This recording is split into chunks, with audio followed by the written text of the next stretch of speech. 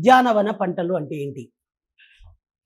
ఈ యొక్క ఉద్యానవన పంటలంటే బేసికల్‌గా మనం అందరం చాలామంది ఏమనుకుంటుంటారంటే ఉద్యానవన పంటలంటే ఇంగ్లీష్‌లో ఏమంటారు? హార్టికల్చర్ క్రాప్స్ అంటారు. ఉద్యానవన పంటలంటే ఏంటమ్మా? హార్టికల్చర్ క్రాప్స్ అని. ఉద్యానవన పంటలు అంటున్నాం. ఈ ఉద్యానవన పంటలకు సంబంధించి వీటిని ఇంగ్లీష్‌లో ఏమంటాం మనం? హార్టికల్చర్ క్రాప్స్ అంటామండి. హార్టికల్చర్ క్రాప్స్ అని పిలుస్తాం. అంటే ఏంటి హార్టికల్చర్ క్రాప్స్ అంటే? హార్టికల్చర్ అంటే ఏదో పండ్లు పండించడం, ఏదో ద్రాక్ష, నిమ్మ ఇలాంటివి కాదు ఇక్కడ. ఉద్యానవన పంటలు హార్టికల్చర్ క్రాప్స్ అంటే generally it includes horticulture crops అంటే ఇట్ ఇన్క్లూడ్స్ హార్టికల్చర్ క్రాప్స్ అనేది ఇట్ ఇన్క్లూడ్స్ వన్ ఈస్ ఏమేమి కలిగి ఉంటుంది ఇది? బేసికల్గా ఇది వచ్చేసి ఏంటి అంటే వన్ ఈజ్ ఫ్లోరికల్చర్. ఫ్లోరికల్చర్ అంటే ఏంటి అంటే ఫ్లోరికల్చర్ మీన్స్ పూల తోటల సాగు అండి. పూల తోటల సాగుని ఏమని పిలుస్తారంటే ఫ్లోరికల్చర్ అని పిలవడం జరుగుతుంది. రేపు మీకు క్వశ్చన్ అడుగుతాడు, ఫ్లోరికల్చర్ అంటే దేనితో సంబంధాన్ని కలిగి ఉంది? Generally the floriculture is associated with what kind of farming అంటే ఫ్లోరికల్చర్ అంటే దేనితో సంబంధాన్ని కలిగి ఉంది అంటే పూల తోటల సాగు ఫ్లోరికల్చర్ అంటారు. ఓకేనమ్మా. రెండవది ఫోమీ కల్చర్ అంటున్నాం. Foamy culture. ఈ ఫోమీ కల్చర్ అంటే ఏంటో చూడండి. ఫోమీ కల్చర్ అంటే ఏంటి సార్ అంటే పండ్ల తోటల సాగు. ఈ పండ్ల తోటల సాగుని ఏమని పిలుస్తారంటే జోగ్రఫికల్ టర్మినాలజీ ఫోమీ కల్చర్ అని పిలుస్తారు. పండ్ల తోటల సాగు అంటారు ఫోమీ కల్చర్ అంటే. Next one olericulture. Olericulture అంటాం. ఒలేరీ కల్చర్ అంటే ఏంటి సార్ అంటే కూరగాయల తోటల సాగుని ఏమని పిలుస్తారంటే ఒలేరీ కల్చర్ అంటారు. కూరగాయల తోటల సాగు. చూడండి, వీటన్నింటినీ కలిపి all together is known as horticulture. మీరు ఇంతవరకు మీరు ఏమనుకుంటున్నారు? హార్టికల్చర్ ఈజ్ నథింగ్ బట్ నిమ్మ తోటలు, బత్తాయి తోటలు, జామ తోటలు ఇవి అనుకున్నారు. బేసికల్గా హార్టికల్చర్ అంటే అది ఒకటే కాదు. Generally it includes, it contains ఏమేమి ఉన్నాయి వాటిని కలిపి? ఫ్లోరికల్చర్, రెండవది ఫోమీ కల్చర్ అండ్ ఒలేరీ కల్చర్ కూరగాయల తోటల సాగు. అన్నింటిని కలిపి ఇన్క్లూడింగ్ ఆల్ అన్నింటిని కలిపి ఉద్యానవన పంటలని హార్టికల్చర్ క్రాప్స్ అంటారు. ఇది మీరు ఖచ్చితంగా గుర్తుపెట్టుకోవాలి. నెక్స్ట్ ఒక చిన్న పాయింట్ రాసుకోండి. తెలంగాణ రాష్ట్రంలో రాయండి. అక్కడ ఇది రాసారా ఈ పాయింట్? రాయండి మరి. కాబట్టి ఫ్లోరికల్చర్ తర్వాత వచ్చేసి మనం ఏం చెప్పాలంటే పండ్ల తోటల సాగు అని చెప్పాం. పండ్ల తోటల సాగు అంటే ఫోమీ కల్చర్ అన్నాం. ఒలేరీ కల్చర్ అంటే పండ్ల తోటల కూరగాయల తోటల సాగు. అవి ఏవైనా కావచ్చు, టమాటా కావచ్చు, బ్రింజల్ కావచ్చు, వాటెవర్. కాబట్టి ఒలేరీ కల్చర్ అంటే ఈ యొక్క కూరగాయల తోటల సాగుకు సంబంధించి, ఫోమీ కల్చర్ అంటే పండ్ల తోటల సాగు, ఫ్లోరికల్చర్ అంటే పూల తోటల సాగు. ఆల్ టుగెదర్ అన్నింటినీ కలిపి మనం ఏమంటున్నామంటే హార్టికల్చర్ అని పిలుస్తున్నాం. ఇది మీరు ఖచ్చితంగా గుర్తుంచుకోవాలి. Very very very very important information ఇది. ఈ అంశాన్ని ప్రతి ఒక్కరు కూడా ఖచ్చితంగా గుర్తుంచుకోవాలి. ఓకేనా? ఇది ఉద్యానవన పంటలకు సంబంధించిన అంశాలు. ఇప్పుడు ఒక నోట్ రాసుకోండి. ఇప్పుడు ఈ నోట్ ఏంటి అంటే తెలంగాణ రాష్ట్రంలో ఈ యొక్క హార్టికల్చర్ యూనివర్సిటీని ఎక్కడ ఏర్పాటు చేశారో రాసుకోండి. Horticulture university in Telangana. Horticulture university in Telangana. Horticulture university in Telangana state. Telangana రాష్ట్రంలో హార్టికల్చర్ యూనివర్సిటీని ఎక్కడ ఏర్పాటు చేయడం జరిగింది? కాబట్టి తెలంగాణ రాష్ట్రంలో హార్టికల్చర్ యూనివర్సిటీని ఎక్కడ ఏర్పాటు చేశారో ఒకసారి చూడండి. కాబట్టి తెలంగాణ రాష్ట్రంలో హార్టికల్చర్ యూనివర్సిటీ ఏర్పాటు చేసిన ప్రదేశం ఎక్కడ అంటే ఏర్పాటు చేసిన ప్లేస్ వచ్చేసి మనం ఏం డిస్కషన్ చేయాలి? ఇది ములుగు జిల్లా. ములుగు అంటే ఆ ములుగు కాదు, ఇక్కడ ఒకటి ఉంటుంది. ఎక్కడంటే సిద్దిపేట దగ్గర. గజ్వేల్ సిద్దిపేట ఐడియా ఉందా? ఈ యొక్క సిద్దిపేటకు సమీపంలో ములుగు దగ్గర ఈ యొక్క హార్టికల్చర్ యూనివర్సిటీని ఏర్పాటు చేశారు. మన దగ్గర ఉండేది ఇదే. హార్టికల్చర్ బాగా ఫేమస్. ఇది తెలంగాణ రాష్ట్రం ఏర్పడిన తర్వాత ఈ యొక్క నియర్ సిద్దిపేట, గజ్వేల్ సిద్దిపేట, గజ్వేల్ ఇవన్నీ ఉన్నాయి కదా, ఐడియా లేదా మీకు? సిద్దిపేట గుర్తుకు లేకపోతే ఎట్లా సార్ మీరు? ఆ? పెడతా అన్నారు కానీ ఇంకా అది ఏం కాలేదు. కానీ బేసికల్గా చెప్పాలంటే హార్టికల్చర్ యూనివర్సిటీ వచ్చేసి తెలంగాణలో, తెలంగాణ రాష్ట్రం ఏర్పడిన తర్వాత, అంటే తెలంగాణ ఫార్మేషన్ జరిగిన తర్వాత ఈ యొక్క హార్టికల్చర్ యూనివర్సిటీని ఎక్కడ ఏర్పాటు చేశారంటే ములుగు దగ్గర. ములుగు అంటే ఎక్కడ అంటే ఇది ఆ ములుగు కాదు, ఈ ములుగు, ఇది గజ్వేల్ దగ్గర ములుగు అంటే సిద్దిపేట. ఓకేనా? ఈ హార్టికల్చర్ యూనివర్సిటీ ప్రజెంట్ ఏమని పిలుస్తారంటే డాక్టర్ కొండా లక్ష్మణ్ బాపూజీ హార్టికల్చర్ యూనివర్సిటీ అని పిలుస్తారు. డాక్టర్ కొండా లక్ష్మణ్ బాపూజీ, డాక్టర్ కొండా లక్ష్మణ్ బాపూజీ. కాబట్టి హార్టికల్చర్ అంటే ఏం లేదు సార్, హార్టికల్చర్ అంటే ఇది అనేక కల్చర్, కొన్ని పండ్ల తోటల సాగు, కూరగాయల తోటల సాగు, ఫోమికల్ అన్నీ కలిపి ఏమంటారు మనం హార్టికల్చర్ అని. మరి ఇటువంటి వాటిని డెవలప్ చేయడానికి మన దగ్గర ఏమన్నా ఉన్నాయా అంటే ఎస్. మరి ఆంధ్రప్రదేశ్, తెలంగాణ రాష్ట్రంలో ఈ యొక్క హార్టికల్చర్ యూనివర్సిటీని ఎక్కడ ఏర్పాటు చేశారంటే ఇక తెలంగాణ రాష్ట్రం ఏర్పడిన తర్వాత హార్టికల్చర్ డెవలప్ చేయడానికి, టు ఇంక్రీజ్ డెవలప్మెంట్ కోసం ఏం చేశారు అంటే ఈ యొక్క ములుగు సమీపంలో, ములుగు అంటే గజ్వేల్కి సమీపంలో ములుగు వద్ద డాక్టర్ కొండా లక్ష్మణ్ బాపూజీ హార్టికల్చర్ యూనివర్సిటీని ఏర్పాటు చేయడం జరిగింది. ఓకేనా? ఇక్కడ హార్టికల్చర్కి సంబంధించి డిగ్రీ బీఎస్సీ కానీ పీజీ కోర్సు కానీ ఇక్కడ అవైలబుల్లో ఉంటుంది. ఓకేనమ్మా? ఎస్. ఇది మీరు జనరల్గా మనం గుర్తుపెట్టుకోవాల్సింది. ఇవి వాటికి సంబంధించిన ఇన్ఫర్మేషన్. ఇప్పుడే ఏం డిస్కషన్ చేయాలి సార్ ఇంకా అంటే చూడండి, ఇవే కాకుండా మనం ఇంకా ఏం డిస్కస్ చేయొచ్చు అనేది ఒకసారి మీతోటి డిస్కషన్ చేస్తాను. ఇంకా ఏంటి సార్ అంటే ఇవి ఇలా విషయాలు ఉన్నాయి. ఫైబర్ క్రాప్స్ అంటే ఏంటి అనేది మీకు అక్కడ చెప్పాను. కాబట్టి ఫైబర్ క్రాప్స్ అంటే మీరు 3 పంటలు రాసుకోవాలి. ఒకటి ఏంటి ఫైబర్ క్రాప్స్ అంటే నార పంటలు అంటున్నాం కదా, ఫైబర్ క్రాప్స్ అంటున్నాం. ఫైబర్ క్రాప్స్ అంటే తెలుగులో ఏమంటారంటే నార పంటలు అని పిలుస్తారు. నార పంటలు అంటారు. నార పంటలు అంటే ఫైబర్ క్రాప్స్ అని అర్థం. ఫైబర్ క్రాప్స్ అంటే నార పంటలు అంటారు. ఈ ఫైబర్ క్రాప్స్ నార పంటలకు సంబంధించిన ఇన్ఫర్మేషన్ చూడండి. నార పంటలు ఫైబర్ క్రాప్స్ అనగానే ఒకటి ఏంటి సార్, నార పంటలకు ఫైబర్ క్రాప్స్కి సంబంధించిన ఇన్ఫర్మేషన్ ఏముంది అంటారు. ఫైబర్ క్రాప్స్ నార పంటలు అనగానే మీకు రేపు అంటాడు, ఏమంటాడంటే క్వశ్చన్స్ ఎలా అడుగుతున్నారంటే క్రింది వాటిలో దేన్ని ఫైబర్ క్రాప్ అంటారు, which one is belongings to fibre crop. నార పంట అంటే ఏంటి, వేటిని నార పంటలు అంటారు. ఓకేనా? ఎస్. కాబట్టి జనరల్గా ఫైబర్ క్రాప్స్ నార పంటలు అనగానే ఒకటి మనం ఏం చెప్పచ్చు అంటే కాటన్, ఫస్ట్ ప్రియారిటీ దేనికి ఇవ్వచ్చు అంటే కాటన్. ప్రత్తి అనేది ఒక నార పంట. Next one jute. జూట్ అంటే జనుము.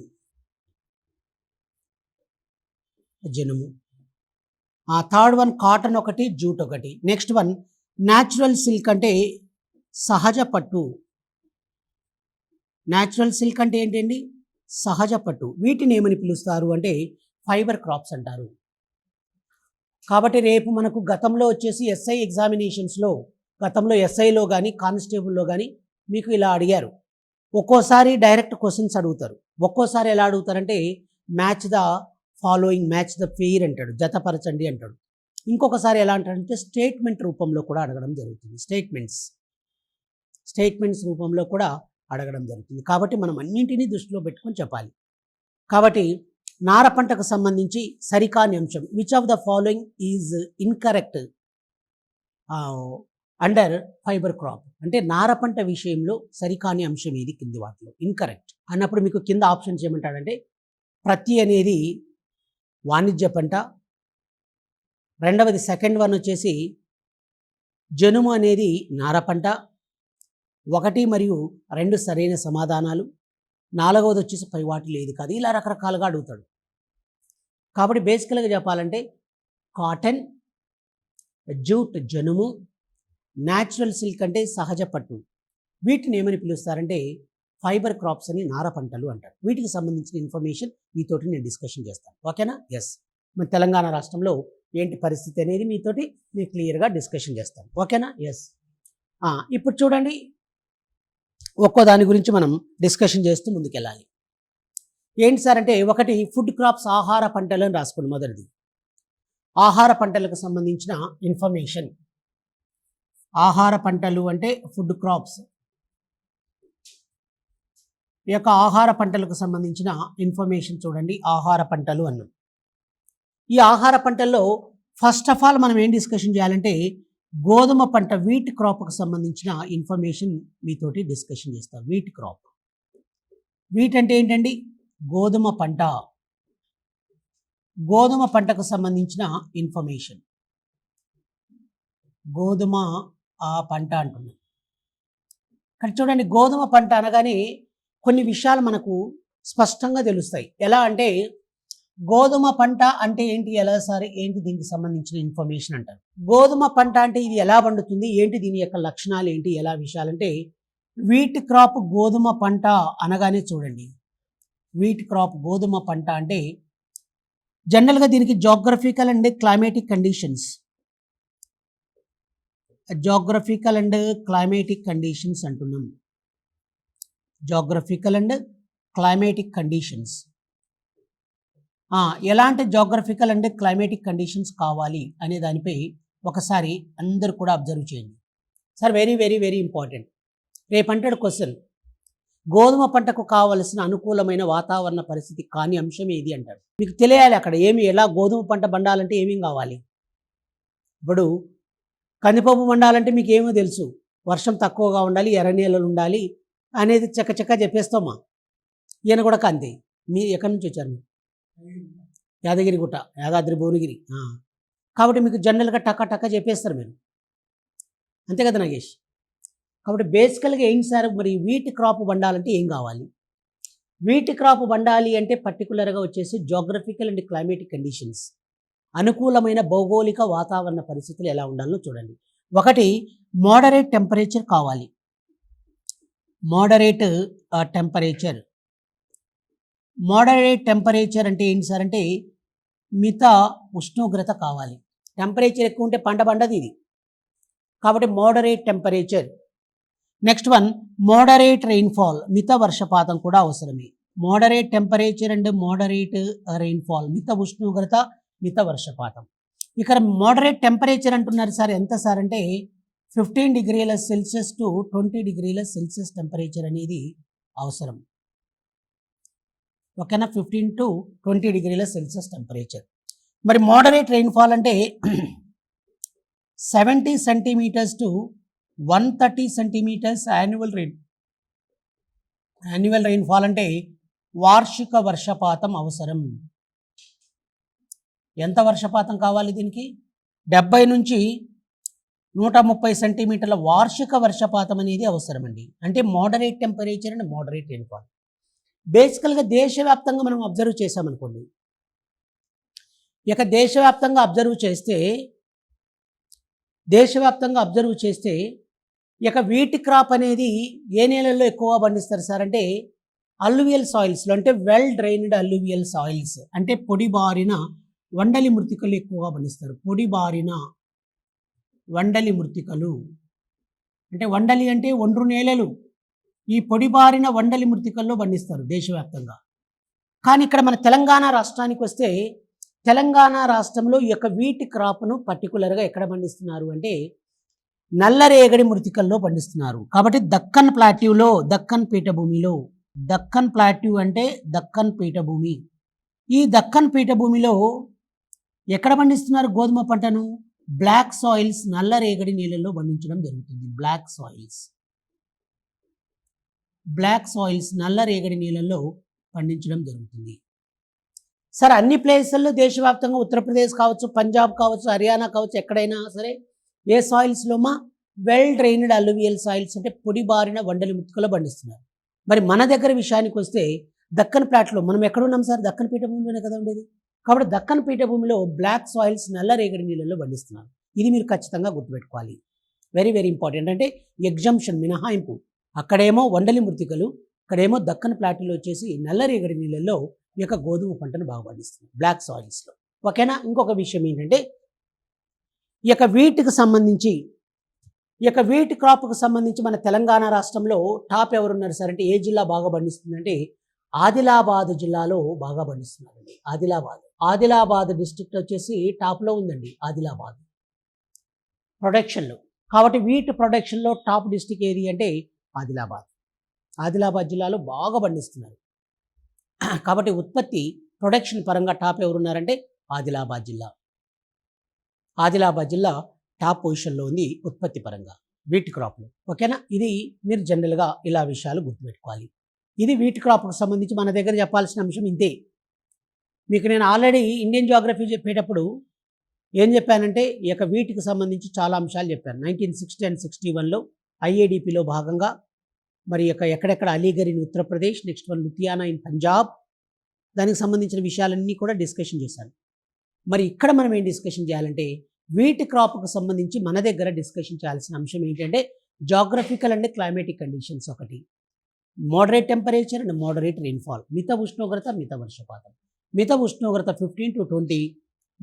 నెక్స్ట్ వన్ మోడరేట్ రెయిన్ఫాల్ ఎంత అంటే 70 నుంచి 130 సెంటీమీటర్ల యాన్యువల్ రెయిన్ఫాల్. పర్టికులర్గా ఎక్కడైనా దేశవ్యాప్తంగా ఎలా పండుతుంది ఇది? పొడి బారిన వండని వెల్ డ్రైన్డ్ అల్యూవియల్ సాయిల్స్. అది యూపీ కావచ్చు, పంజాబ్ కావచ్చు, హర్యానా కావచ్చు, రాజస్థాన్ కావచ్చు, వాట్ ఎవర్ ఇండియన్ స్టేట్స్లో. కానీ పర్టికులర్గా ఇక దక్కన్ పీఠభూమిలో మాత్రం నల్లరేగడి నేలలో పండిస్తున్నారు. మరి ప్రొడక్షన్ పరంగా ఇండియాలో టాప్ ఎవరు? ఉత్తరప్రదేశ్ రాష్ట్రం ఉంది. 2వ స్థానంలో పంజాబ్ ఉంది. 3వ స్థానంలో హర్యానా ఉంది. మరి మన దగ్గర టాప్ ఎవరు ఉన్నారంటే ప్రొడక్షన్లో ఆదిలాబాద్ జిల్లా. ఓకేనమ్మా? ఈ ఆదిలాబాద్ జిల్లా ఎలా ఉంటుంది సార్ అంటే ఆదిలాబాద్ జిల్లా అనేది ఎందుకు ఇక్కడ అంటే ఆదిలాబాద్ జిల్లా Deccan పీఠభూమిలో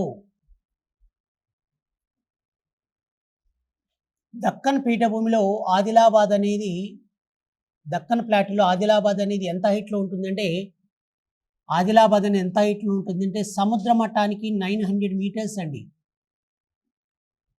about mean sea level అంటే సముద్ర మట్టానికి 900 మీటర్ల ఎత్తులో ఉంటుంది. About 900 metres mean sea level అంటే సముద్ర మట్టానికి 900 మీటర్లు ఉంటుంది.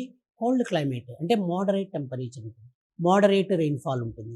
మరి అన్నీ కూడా క్లైమేటిక్ కండిషన్స్ అనుకూలంగా ఫేవర్గా ఉన్నాయి కాబట్టి ఇక్కడ మాత్రం బాగా పండిస్తారు. ఓకేనా? ఇది మీరు ఖచ్చితంగా గుర్తుంచుకోవాలి. Very very important information. Yes, ఓకేనా? నెక్స్ట్ వన్ నెంబర్ 2 వరి పంట. వరి అంటే రైస్, దీన్ని ప్యాడీ అని రైస్ అని కూడా అంటుంటాం మనం. Paddy or rice. ఈ వరి పంటకు సంబంధించి ప్యాడీ ఆర్ రైస్కి సంబంధించిన ఇన్ఫర్మేషన్ చూడండి. Paddy or rice. ఈ ప్యాడీ ఆర్ రైస్కి సంబంధించిన ఇన్ఫర్మేషన్ మనం ఏం డిస్కషన్ చేయాలి ఎలా అన్నప్పుడు ఒకటి ఫస్ట్ వన్ చూడండి. ప్యాడీ ఆర్ రైస్ అన్నాం. ప్యాడీ ఆర్ రైస్ ఈ వరి పంటకు సంబంధించిన ఇన్ఫర్మేషన్. సరే ఎక్కడైనా సరే అది దేశవ్యాప్తంగా ఉత్తర భారతదేశం కావచ్చు, నార్త్ ఇండియా కావచ్చు, ఇన్ సదరన్ ఇండియా దక్షిణ భారతదేశంలోని రాష్ట్రాల్లో కావచ్చు, ఎక్కడైనా సరే వరి పంట పండాలంటే ఏం కావాలమ్మా? వరి పంట కావాలంటే కొన్ని క్లైమేటిక్ కండిషన్స్ అవసరం, కొన్ని మృతికలు అవసరం. దీనికి ఎలా ఉండాలి సార్ అంటే దీనికి చూడండి వరి పంట కావాల్సిన అంశాలు వచ్చేసి ఏంటంటే టెంపరేచర్, అధిక ఉష్ణోగ్రత కావాలి. అంటే హై టెంపరేచర్ అనేది అవసరం ఒకటి. రెండవది అధిక ఉష్ణోగ్రత, అధిక వర్షపాతం, హెవీ రెయిన్ఫాల్. మరి దీంతో పాటు ఇంకా ఏంటి సార్ అంటే వండలి మృతికలు అంటే అల్లువియల్ సాయిల్స్ అనేవి బాగా అవసరం. అల్లువియల్ సాయిల్స్ అంటే వండలి మృతికలు ఆరు వండ్రు నీళ్ళలు. అధిక ఉష్ణోగ్రత, అధిక వర్షపాతం, వండలి నీళ్ళలు ఈ పంటకు బాగా అనుకూలం. High temperature, high rainfall and alluvial soils. అధిక ఉష్ణోగ్రత, అధిక వర్షపాతం, అల్లువియల్ సాయిల్స్ అనేవి ఈ పంటకు బాగా అనుకూలం. కాబట్టి high temperature, high rainfall and alluvial soils అనేవి వరి పంటకు అవసరం. ఇంకొక మంచి మాట రాసుకోవాలండి, వెరీ వెరీ వెరీ ఇంపార్టెంట్. గతంలో మనకు గ్రూప్ 1 స్థాయిలో కూడా ఇలాంటి క్వశ్చన్స్ అడిగారు. చూడండి ఎలాంటి క్వశ్చన్స్ అడిగారు అంటే మీకు గ్రూప్ 1 స్థాయిలో ఎలాంటి క్వశ్చన్ అడిగారో ఒక్కసారి చూడండి. నోట్, గమనిక. ఏంటి అంటే ప్యాడీ ఫీల్డ్ అంటే వరి పొలం నుండి ఏ వాయువు విడుదలవుతుంది అని గతంలో అడిగారు గ్రూప్ 1 ఎగ్జామినేషన్. ప్యాడీ ఫీల్డ్ నుంచి ఏ రకమైన వాయువు అనేది విడుదలవుతుంది? ప్యాడీ ఫీల్డ్ అంటే వరి పొలం. ఈ వరి పొలం నుంచి ఏం వాయువు విడుదలవుతుందంటే మీథేన్ అన్న విషయాన్ని మీరు గుర్తుపెట్టుకోవాలి. ఏ వాయువు రిలీజ్ అవుతుందండి? మీథేన్ అనే వాయువు రిలీజ్ అవుతుంది. మీథేన్ మా very very very very important. Very very very very important. Sir generally what kind of gas, what kind of వాయువు released from the paddy field? అంటే వరి పొలం నుండి విడుదలే వాయువు వచ్చేసి ఏంటి సార్ అంటే ఈ యొక్క మీథేన్ అనే వాయువు అనేది రిలీజ్ అవుతుంది.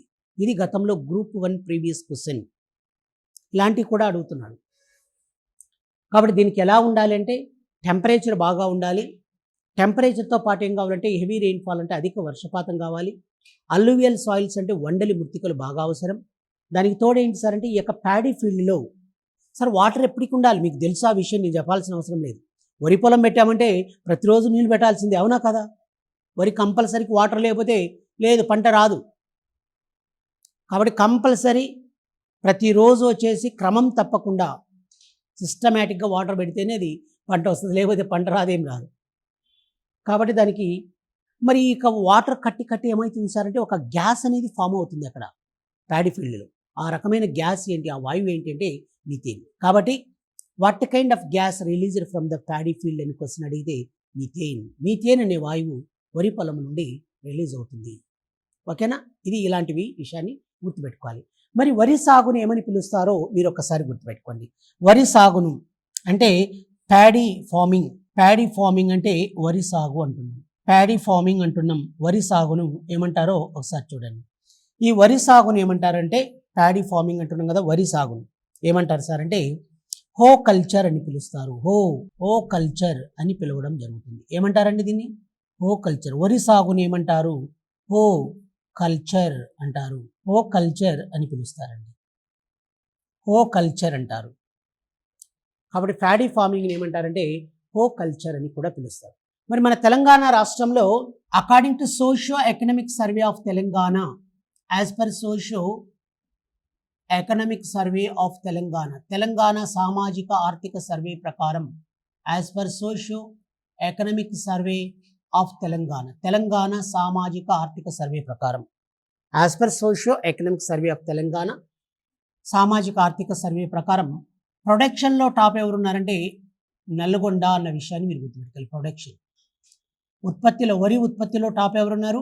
నల్గొండ జిల్లా వచ్చేసి ప్రథమ స్థానంలో ఉంది as per production. As per socio economic survey అండి, సామాజిక ఆర్థిక సర్వే ప్రకారం, according to socio economic survey of Telangana, Nalgonda వచ్చేసి largest producer, paddy producer district in Telangana state.